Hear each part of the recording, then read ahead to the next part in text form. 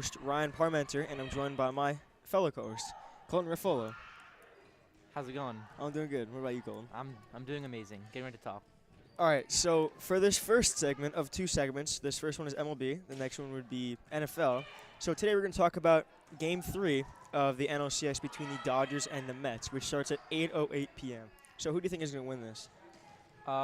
It's in New York, so I mean the Mets have the energy as we've seen throughout their playoff run, especially with the wild card, even though they were away during that, and then also the NLDS. And I think that the Mets probably gonna take it away, but I think it's gonna be a close one. I think this can go to 7.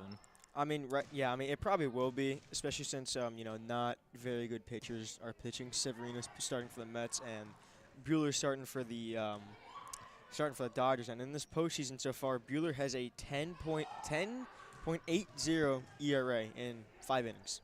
So I mean that's not that good. Yeah, I mean I always thought Severino wasn't actually that bad, but I mean he was just never his healthy. stats. He was just never healthy with the Yankees. I mean Yeah. he has been good. So in 12 innings of postseason ball, he has a 4.50 ERA.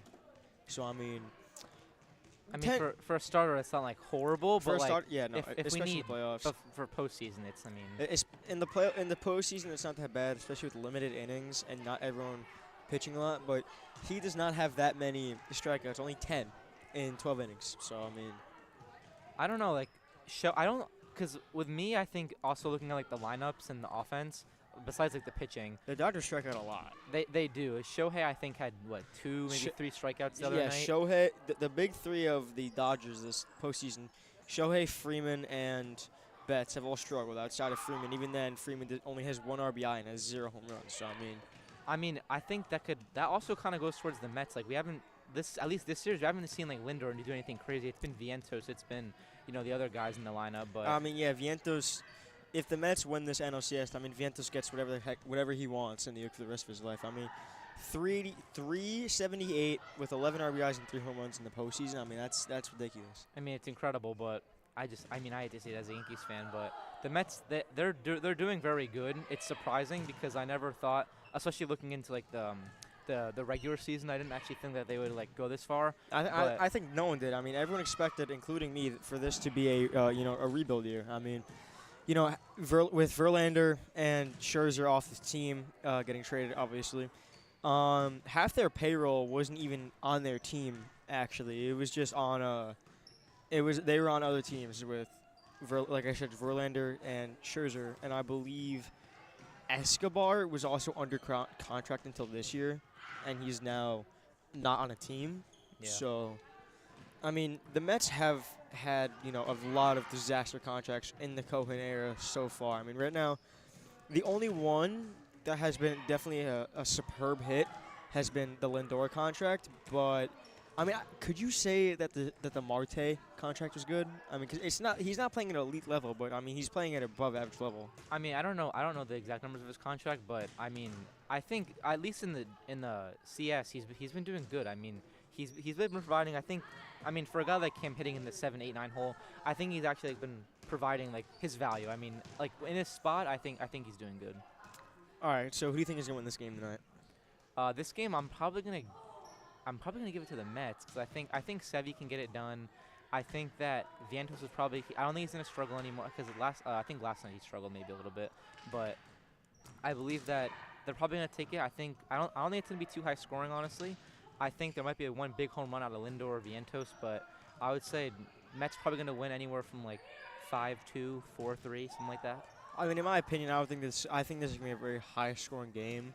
Neither pitchers are that good in the playoffs, and Sevy has like a career, I think, 8 ERA in the playoffs. So that's including with the Yankees. So I don't know if he's going to be good at all. And then Buehler obviously has done well in the past, but has completely lost all velocity, all movement, all control. I mean, I think the only pitcher worse than MLB right now is his teammate and Bobby Miller. Yeah, I mean, is Bobby Miller even still on the team? I think he got DFA'd to AAA. No, he got demoted. Yeah. Yeah. So I mean, I really thought he actually was going to be a good pitcher. He was doing good in the beginning of the season, and I don't really know what happened to him. I think it just shows that when you're pure velocity and don't really have anything to offset that, it doesn't really help because everyone can just sit dead red fastball and just adjust to the off Yeah. speed. I mean, this isn't the 1990s where you can just blow people away with just pure heat. I mean, if you're gonna have that, you're gonna at least have to have elite movement on your stuff. I mean, I agree, but I want to look into this in this Yankees game. That's what I'm more interested in. Even though they're not playing today, but what they're playing tomorrow. Yeah, they're playing tomorrow. But let's talk about last night's game. Okay. So I mean, I'll start it off. Cole honestly did not look that good. I mean, I don't know, cause some appearances he could really do good, But but the he only yeah. gave up like maybe a Two run, runs. two run runs. But that's not actually not that bad, because it's even better when you could have Aaron Judge hit a home run like he did last night, and when you have guys hitting home runs, especially Aaron Judge,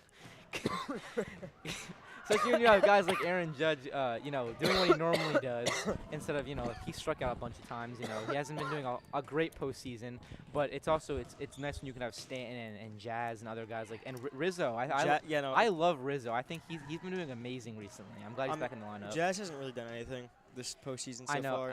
I got very annoyed at him last night when he jumped yeah. off the base. Yeah. I mean, I can see what he was trying to go to. He's just left too soon. But, someone that I did not expect to do well actually is Anthony Volpe. I mean, he struggled a lot. I mean a lot during the regular season. I mean, there was moments where there was moments when he actually wasn't that bad. Yeah, but when he was like in the leadoff, he had like a 20-game hit streak, I believe, at some point in the season. Yeah, but He when used you to be give really when you good. give Volpe time to adjust, I mean, obviously, if you give anyone enough time to adjust, they're going to do good. But I mean, Volpe's looked really good. I mean, he only has one. He's basically a singless merchant right now, but that's what the Yankees need. They need someone who can get on base at a consistent clip. And, I mean, he's also drawing a lot more walks, too. And then he's also playing some pretty good defense. They need someone who can get on base at a late clip and for him to steal bases and the manufacture runs on the bases like he did last night with Rizzo's double. Because the only reason why Volpe scored was due to the error that was made in right field. I mean, if we're talking about getting on base and having great at-bats, Gleyber Torres is the guy. Leadoff guy. He got, I think, either 2, maybe 3 hits last night. He does very good. He does very good, I think, at pushing the ball the right way. He doesn't like slap at it. If he needs to slap at it, he's fighting on 2 strikes. But I think he's very important for the team because he's proven that as long as he's in that leadoff spot, he could provide for the team any day of the week. He gets hits. He gets on base a lot. He draws a lot of pitches, which is also really important. And I believe that he's a really big piece of the team. I mean, right now, last night Torres was 3 for 5 with 2 runs, a strikeout, and 4 total bases. But the issue that I have with the Yankees is the amount of people that they have left on base this postseason. I mean, the Guardians have also really really struggled with that, but that's kind of the reason why they've been so close in this postseason. They're not able to drive in runs. But, again, like I said, neither the Guardians. The Guardians had bases loaded, no outs, and back-to-back innings, they only scored 2 runs off of it. And even then, they weren't, base hits. They was a sac fly and then fielder's choice. So Yeah, I don't know if you saw last night, because the bottom of the order was getting it going, I believe, early on in the game, second, third inning. They were getting it going. They had, I think Volpe got on. Rizzo hit his double, and then Volpe went to third. I think Verdugo got a nice double on the line. And then after that, I mean, nothing happened. Judge got a sac fly. I mean, on a 3-0 count. Exactly. Which I did not expect. And what I think another reason why Judge struggles is because there's 3 reasons. A, he doesn't get enough pitches to hit because obviously people know what they can do, so they intentionally avoid him pitch around the corners. 2, the pitches that he is getting, he's just flat out missing. For example, there was a curveball right in the middle. I believe his second at bat. Third at bat yesterday. It was basically right in the middle. Now that was his pitch.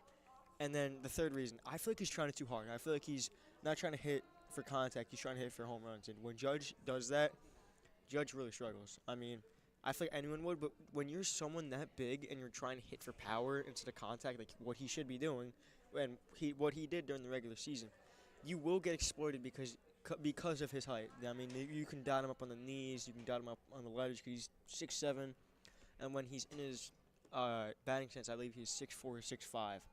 So, I mean, yeah, but looking at him, I would say, because I mean, we know he's big, but But he used that size yesterday. If you saw the home run that he hit, it was literally at his letters and It was actually above. above. It was above his letters, and he smashed it. And I mean, that's also another reason that they went. I think they only won by 3 runs last night, so I believe that was a 2-run home run. So that helps them win. And then I think a lot that has to talk about is also like their bullpen. I really love Luke Weaver right now. I think he's the perfect closer, I believe, for this team. Clay Holmes obviously was not getting it done. I think he was like 3 for 30 on his save opportunities. Clay Holmes actually did well No, yesterday. he does good when he's not a closer. I think when he's Yeah, a I reliever, I think he can do very good. But I think Weaver, I think should just he's gonna stay in that spot. Weaver is the bona fide closer of this team. 100%. Okay, and what do you think about Cole? I mean, Cole, like I said, has looked dominant, but also shaky at times. I mean, in 4 1/3 innings, he had 4 strikeouts, but also had 4 walks to his name. I mean, looking at him, there might be some times where you like might question like how's he doing, his pitch count, his movement on his pitches, he's doing over his fastball. But looking at it in the long run, I think when the Yankees go to the World Series, I'm saying that he's obviously starting. I think game 1 or game 2, depending on how the starters are right now, and when he pitches those games, I think he should feel confident. He's been in the spot before, and I believe he's gonna get it done. I think he's probably gonna start game 1 or game 2 of the World Series. I'm thinking they're gonna get there, and when he does, I think he's really gonna provide, and he's not afraid to face the Dodgers or the Mets, I guess. Or the Mets or the Dodgers, whoever Yeah. they face. Anyways, on to, and that will actually conclude MLB segment today as we are running out of time. But we will be back in a few minutes, with the NFL segment. Stay tuned.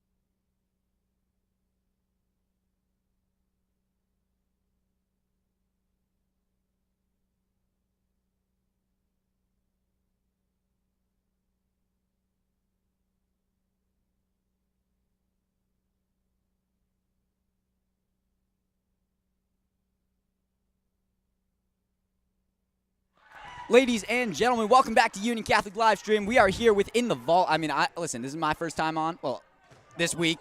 This week, at least. Is his mic connected? This guy. All right. Hi, I'm Evan Floric. That's Ryan Parmenter. We got a new rookie here on livestream today. We got Ethan Morera. How we feeling about this? I'm feeling good. I already had one interview, but I'm ready to do another, you know? Hey, I get that. I wouldn't necessarily call this an interview. Well, I mean, still. Not an interview, but, talk about sports and stuff. All right, so we got a lot of interesting games to go over today. Yep. We're going to start with Thursday Night Football. 49ers versus the Seahawks. We don't talk about that. Oh, we're going to talk about it. No, we don't. No, we're going to talk about it. We're going to talk about it. No. We're going to talk about it. No. Let's just go chronologically here. So, this game, the 49ers actually This looked... game was an absolute disgrace. All right, let's keep the bias out of here for the time being. All right. The 49ers finally learned how to play offense for what feels like maybe the first or second time this season. That's true. I mean... And it has to be against my team. I know. Everything. Wow. Even the Giants beat us. I mean, what is happening? Oh, yeah. Don't even get me started on the Giants, man. Let's talk about that later. That was sloppy. But, yeah. So, absolutely disgrace. I mean, Brock Purdy is showing why he deserves to start for these 49ers. Brock Purdy is definitely a very solid quarterback. I don't get... Brock Purdy is definitely a very solid quarterback.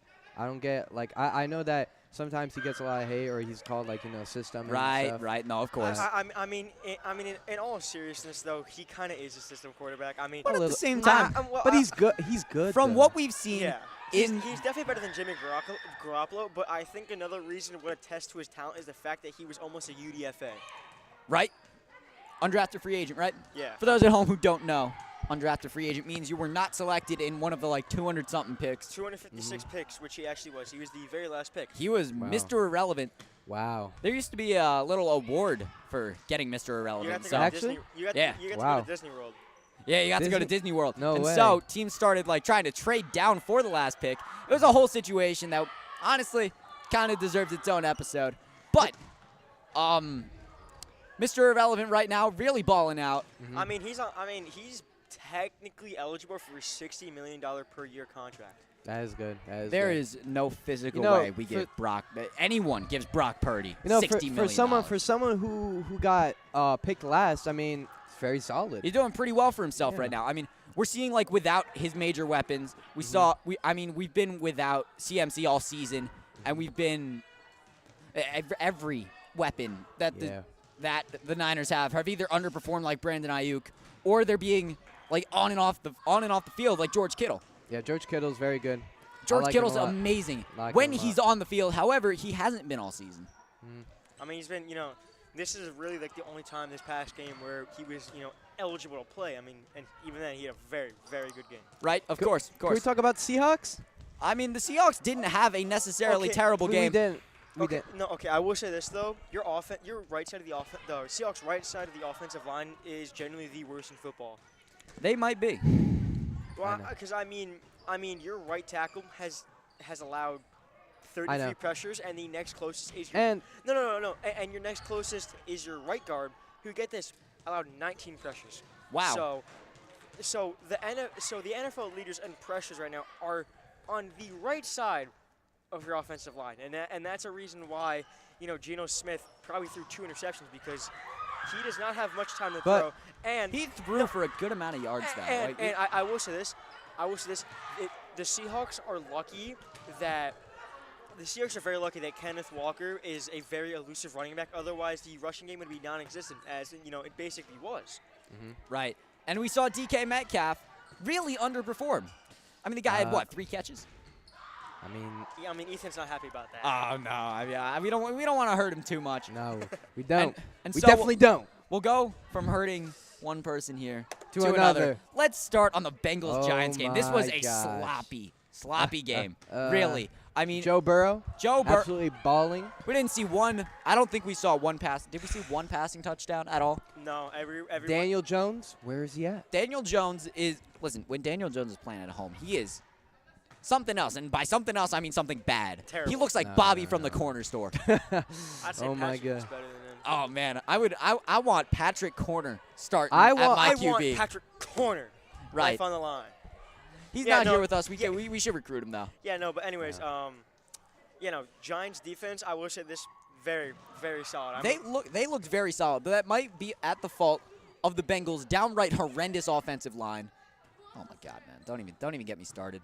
But Joe Burrow had a very, very okay game. The defensive line, obviously, rushed him out of the pocket. But even then, the Giants secondary, which has been actually very, very iffy to start the year off. 100%.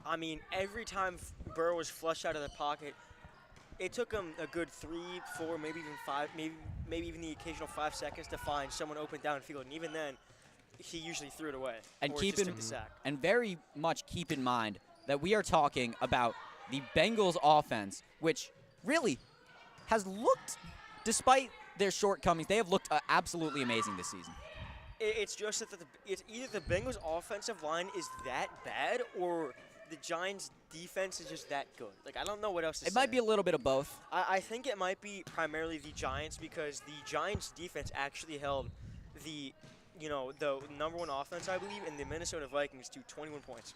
Hey, shout out to Joe Burrow, though. He's my man. His longest rushing Second touchdown since his longest rushing touchdown since elementary school, we want to say. Damn.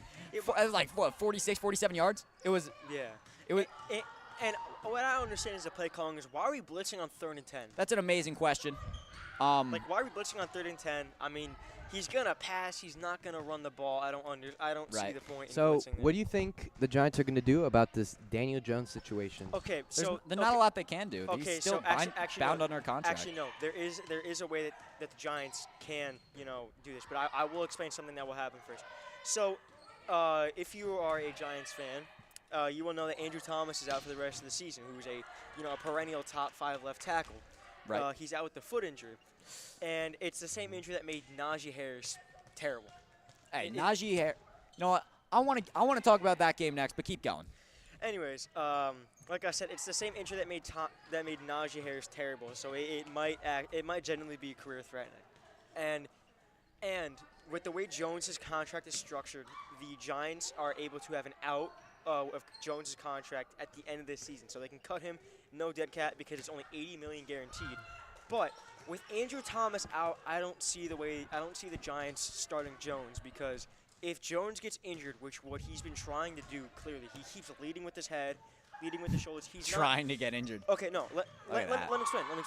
He's been leading with his body, leading with his head. He's not sliding at all. And with Thomas out, I don't see the reason why Jones should be there anymore, because the way the Giants structured his contract is if Jones got a season-ending injury in the second season of his contract, the rest of the money will be fully guaranteed. And which means that they'd be cap strapped, so the Giants cannot afford for that to happen.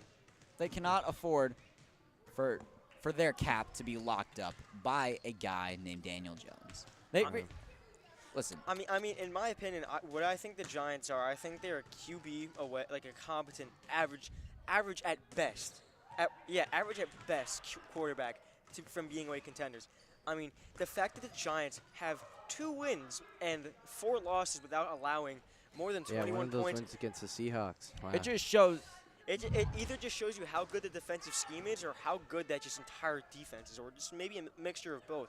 Because the Giants have done nothing but prove themselves to be a very good defense. I feel like the Giants' defense are very bipolar. Some days it's like. I wouldn't even say it bipolar, because they really only had one bad day, and that was opening day against the Vikings. And yeah, I guess. And the Vikings are 5-0 now. Yeah, they're one of the best. They might actually be the best Justin Jefferson, team. that man. Oh man, but you know what? The Vikings were off. You know who wasn't? Pittsburgh Steelers. Najee Harris. I know you mentioned him. He isn't the best this season. He stepped up. He's terrible. Yeah, I know. But you know what? He finally had maybe a respectable game. You will never catch me watching a minute of Steelers football unless they are playing the Giants. I don't blame you, to be honest. But they have looked really good this season, in all honesty. And, Mike Tomlin with a questionable choice, benching Oh my Justin God! Fields Don't for- even get me started no, on it. benching Justin Fields for Russell Westbrook, who, by the way, Justin Fields is 10th. Westbrook, this guy. My bad. Westbrook. Russell, I mean, they basically are exactly the same person. They both stink now. Hey, They're both washed. Let's be honest. Anyways, Russell Wilson, who is very, very old. He's 36 and bald, with the buzz cut. yup. And Fields has 10 touchdowns to 1 interception. So in my opinion, I don't see a reason why you should take, why you should take Fields out. But I mean, it's just a very questionable decision all around. Yeah, Justin Fields A lot of questions. has been performing to a very high level this season. Nothing of what we expected. I mean, we saw him on the Bears. Obviously, the move was to move on from Justin Fields on the Bears. And then, Hold on. Who actually has been playing that better until this past week than their #1 overall pick? I mean, really, yeah. But to be fair, 5 tutties. that guy needs to be talked about. Oh man, Caleb Williams is such a Jags tax. It doesn't matter. Yep. No, I completely understand that. The Jaguars have looked Terrible. really. I mean, they started off 8-3 last season, dude. I mean, they're completely always fell terrible, apart. right? No, I mean they actually won their division in 2022, won the wild card after being down 27-0 at the half, and Wow. actually made a competitive game with the Chiefs in 2022, which is when they won their first Super Bowl. And that was 2022. Collapse Collapse. has really got to be studied. And then last year they started off 8-3, had the #1 seed in the NFL, basically guaranteed if they won 4 more games. But they didn't win a single game for the rest of the season and just completely fumbled their opportunity. Really, I mean, there's no other way to describe it. I mean, in my opinion, I think Doug Peterson needs to be fired. And speaking of another coach that needs to be fired, Nick Sirianni. You're chirping fans after a win, beating the 1-4 Browns. By 4 By 4? points. I mean, listen, the Browns, one highlight in such a horrendous team. The sexual assault needs to be cut. Oh my God! Don't even get me started on Diddy Watson, but Diddy Watson. oh man, Yeah, I I could mean, just tell. the guy is How does he have a job? Like not genuinely? good at all. Contract, really. As soon as that contract's over, he is out of the league. Well, no, actually, that's not entirely true. The Browns secretly added a clause into his contract a few weeks ago to where if Watson gets a certain amount of charges, they can cut his contract and they can null and void his contract and not have any dead cap He has more court cases resolved than touchdowns thrown. with the Browns, That and he's been on that is team. bad. And he's been on that team for 3 years now. 3. Wow. Tony, I mean, to be fair, he's been injured for a little bit of that. No, don't defend him, please. I'm mean, I'm not going to defend him. I feel like there should be an option for if you have more court cases than touchdowns thrown or whatever. I feel like you should retire early. It's not even just thrown. It's just touchdowns scored, including like rushing touchdowns. Like any touchdown scored. I'm pretty sure he has more interceptions thrown and more pick sixes than he does touchdowns with the Browns. Yeah. So I don't know what the hell they're doing. Right. I mean, in their defense, Deshaun Watson was arguably the best quarterback in football when they traded for him. But that's what happened to him is definitely a confidence killer and not playing for a year. Right. I'm not trying to defend him, but it's just facts. And I'm gonna be honest. I don't think what does he do at practice? Does he not watch film? Does he not throw with his wide receivers? Does he practice? Who actually they traded to the Bills yesterday for a 5th-round pick. third and a seventh. Third and a 7th. The Bills got Amari Cooper and the 3rd and for a 7th, I believe. It was okay. So the Bills got Amari and a 6th, and then next year, I believe, right? I believe so. Yeah, and then The Browns got a third and a 7th. I mean, clearly they have to go in a rebuild mode. Something is not working. I mean, the Eagles are not a good team. Whoa. Okay. Whoa. Okay. Let's be honest. If you're beating the Browns by 4 points, you just got your weapons back, man. Hold on. Dude, I feel like Hold on. even though I don't watch a lot of football, I could tell that the Eagles somewhat look like a promising team, maybe. As like They have literally every weapon they could possibly need. The problem is none of it comes together because Nick Sirianni's out here running a high school offense. Well, I will say this: the Giants the Browns by 6 points and allowed less points and scored more. Which one of the worst Did offenses. the Giants play? The Giants played away. No. Yeah, they played in. The Giants Cleveland. are. If this was a team, the Giants were playing at home, they probably would have lost. This was actually a very, very defensive matchup. You know, Jones, he had 2 passing touchdowns, but you know who caught them? Neighbors. Neighbors is the only reason why the Giants have 2 wins. And if it wasn't for Neighbors, which, have showed in these past 2 weeks, they'd be 0-6. You know who's sick of listening to the Giants? This guy. All right. This guy right here. Yeah, me too. I hate this team. I hope they get abolished. I think we should move on. Let's see other scores. I think. All right. Listen. I think we'll get through a couple of these. Let's get to the Jets and Bills game on Monday. I want to just go through a couple of the ones that really don't matter all that much pretty Can quickly. we talk about the Cowboys Packers, and the Cardinals. 49ers? We'll talk about it's Lions. We'll talk about that later though. What the what? Lions. Colts and Lions? Titans. Oh yeah, you're right. Yeah. Colts and Titans. Joe Flacco might be him. Demon, bro. Demon. I mean, the guy is really cementing himself as one of the greatest backups to ever touch a He's field. basically Fitz Magic but better. Your quarterback goes down and you have Joe Flacco on your team. You're winning more than you are before. Look at what happened with the Browns last year. They had a real quarterback named Joe Flacco. And look at that. They made the playoffs that year. And now look at them. They're terrible. You know why? They don't have Joe Flacco. Start Jameis. Don't even get me started. Start Jameis. Joe Flacco's a really great guy. I'm sure he's a pleasant person to be around as I well. have a question for you all. Talk to me. All right. Would you? Okay. What would your contenders be for the entire thing, for the entire Super Bowl? AFC or NFC? Vikings, Chiefs. I think there's a very real case. Lions, maybe? Lions for sure. I mean, they just. Oh my God! Don't even get me started on the Cowboys. So I'll name. The Cowboys. Oh my gosh! Okay, please. so I will name 3 Please. contenders for the AFC and then 3 for the NFC. I feel like the AFC is much easier, so I'll go with that. I mean, Chiefs, unfortunately. Ravens, yeah. and then call this bias because I like the Bills, but I think the Bills are. I mean, the part of that. Bills just got so much better. Yeah, and the fact that Allen isn't turning the ball over, knock on wood, The guy hasn't thrown an interception in all season. which is surprising because it's Josh Allen who has led the league in interceptions the past 3 years. But The guy's an interceptor. It's what he does. but I will say this, Allen. The only reason why Allen has that many interceptions is because he puts his team in positions to win. Right. Oh yeah, that's cold. That's cold. And then for the NFC, I mean, the clear and cut right now is the All right. okay, as I was saying, the clear and cut, contenders for the NFC right now. I feel like right now the clear and cut is just the Vikings. I mean, they're really the only road The beaters. Vikings, I heard they're very good. They have one of the best QBs in the league right Sam now. Darnold, baby. Would you say I'll get to them later, but would you consider the Packers contenders in the NFC? No. Listen, they are 3rd in their division right now. How are we going to call that contenders? But to be fair, they're playing in the best division in the NFL. You've got the Bears. You've got the Lions. You've got the Vikings. All of them look absolutely amazing. I can't call the Packers contenders if they're not even going to make the playoffs. Okay, so it's easily the Lions and then the Vikings as contenders right Lions now. are very, very promising. And then for the third and final team, call this a hot take, but I think it's the Commanders. Commanders? Hey, whoa. I don't think that is that crazy of a take. I'm going to be honest with you.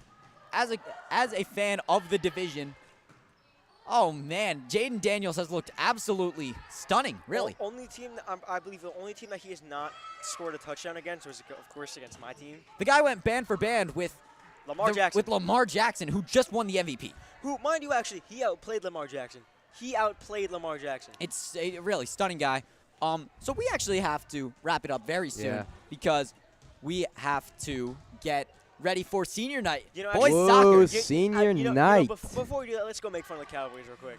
I hate the Cowboys. Zach Rosenberg, your team sucks. I hope you're listening to this, Zach. But yo, you're so bad. Okay.